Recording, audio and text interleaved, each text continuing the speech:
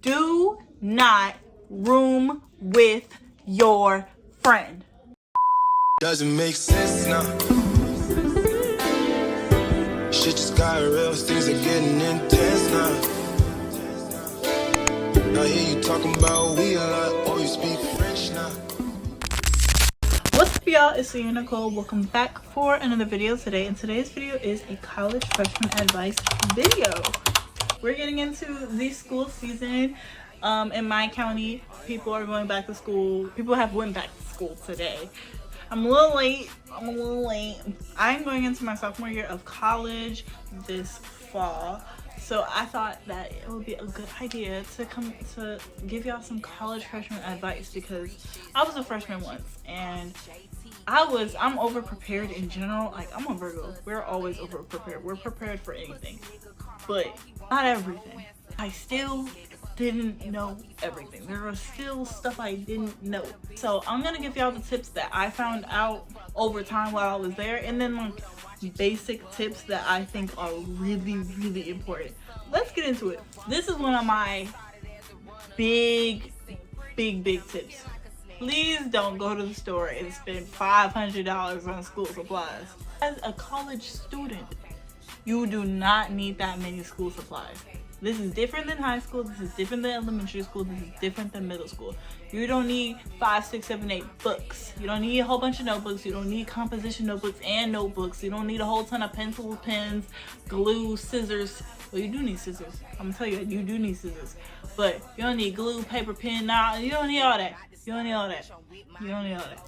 Especially with everything going digital nowadays. Honestly, a computer, an iPad, one notebook, a pen, a pencil, and some scissors will do you good. Unless you're an arts and crafts major, then maybe you need some glue. But if you like a regular major, like a business major, I don't know, but I know I didn't need glue, and I didn't know I didn't need that much. Like, I wasn't writing anything. I had got my iPad, and all I was doing was writing on this iPad. All my notes on this iPad. I didn't even need pencil and paper. The only time I needed pencil and paper was for my math class. Definitely always have paper and a calculator for sure. So don't go spending a whole bunch of money at the school supply section of Target or Walmart. You don't need to. You do not need to go to every party that comes around. You don't need to go to every party that they slip that little paper slip, because they are gonna do this. They're gonna come by your dorm and they're gonna slip a little paper slip with like 6, 7, 8 parties on it. You don't need to go to all 6, 7, 8 parties. It's not even fun most of the time.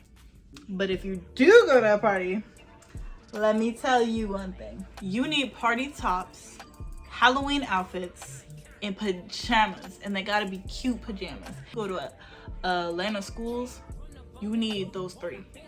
You need party tops that are going to be secure, especially if you're a girl. Don't be wearing the halter tops with little ties in the back and a little tie right here, because one wrong little and your whole top is down. There's parties where they're called like pajama jam, or like parties where it's like, oh, strictly you need to wear pajamas, like cute pajamas. And you're gonna want to wear cute pajamas. You don't want to wear your school t-shirt when you was like in 5th grade or 6th grade. You want to wear some cute pajamas. So definitely have a Halloween costume on deck.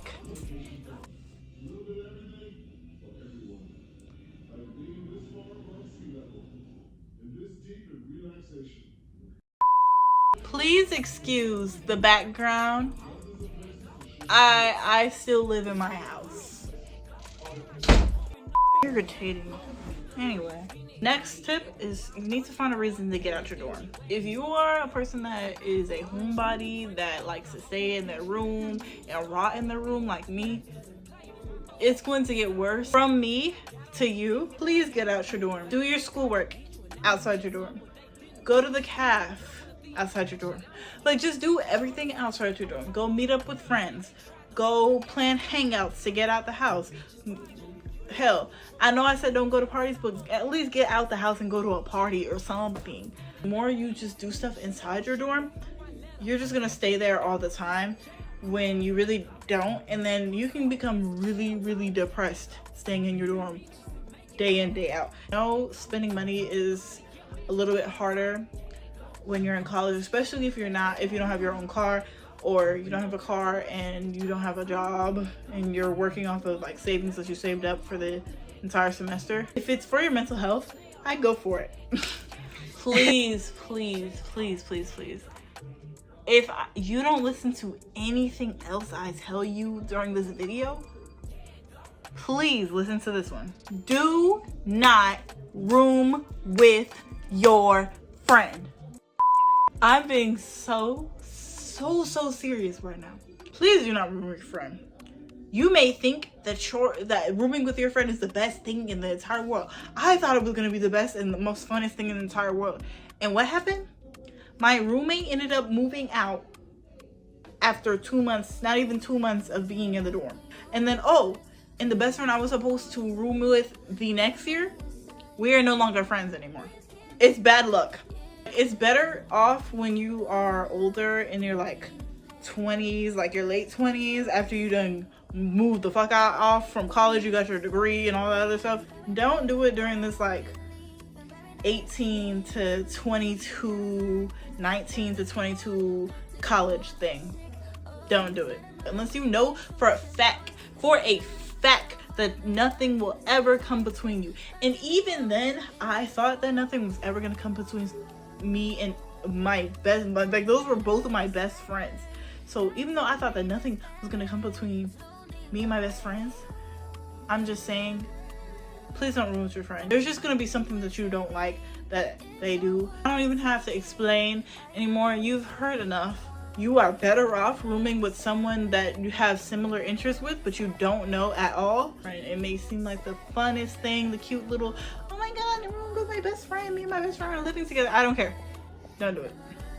Please download GroupMe, especially all my Atlanta girlies, all my Atlanta college girlies. Download GroupMe, because GroupMe has this little thing where you can sign up for your college and it'll send an email to your college email and certify that whole thing, and you can get added to this whole your university's group messages thing, and you can go into any group for that specific college or that specific university that you go to. It's a great way to network, and they have so many different opportunities and so many different groups that you can join.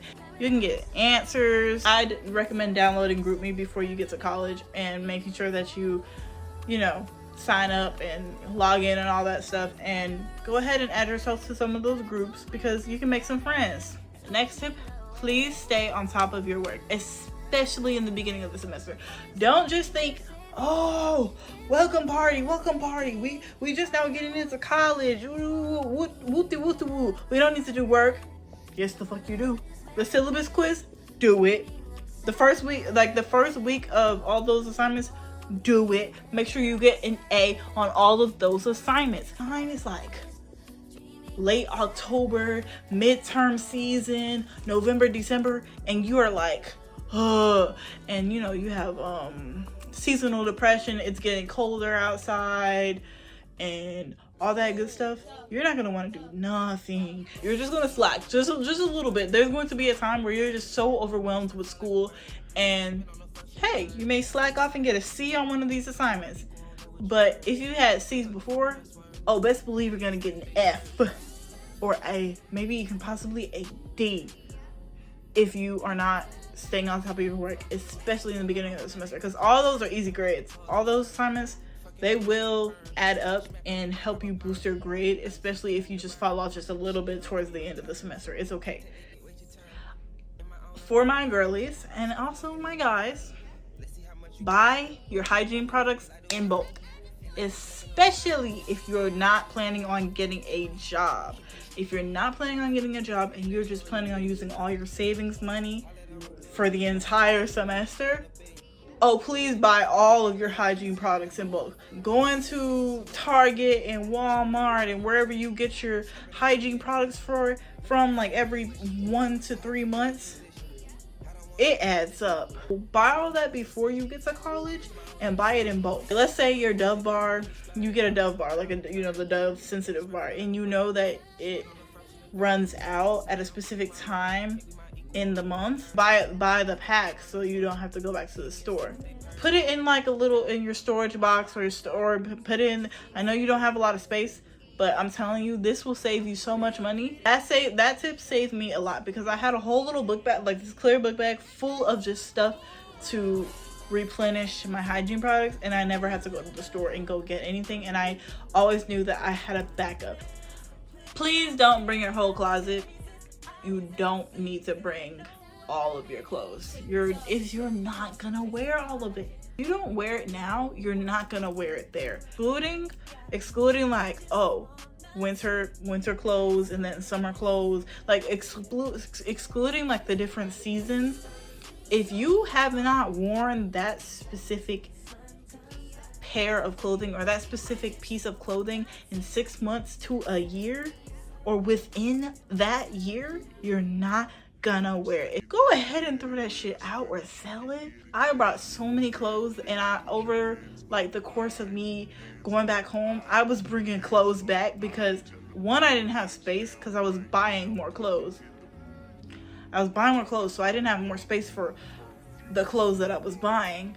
And then on top of that, I had a whole bunch of hoodies and pants and shirts that I don't wear. Go to Playo's Closet and donate your clothes and then get money for it if you can.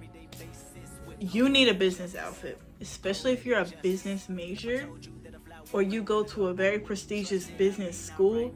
You're gonna need 1 to 2 business outfits. If you don't go to Howard or something like that, then maybe you only need 1 business outfit. But if you go to Howard, you might need 2 or 3 business outfits because they host business stuff all the time where you need to be in a business casual or business type of outfit to go to certain events. Another tip, your first year is for changing your major probably 3 to 5 times.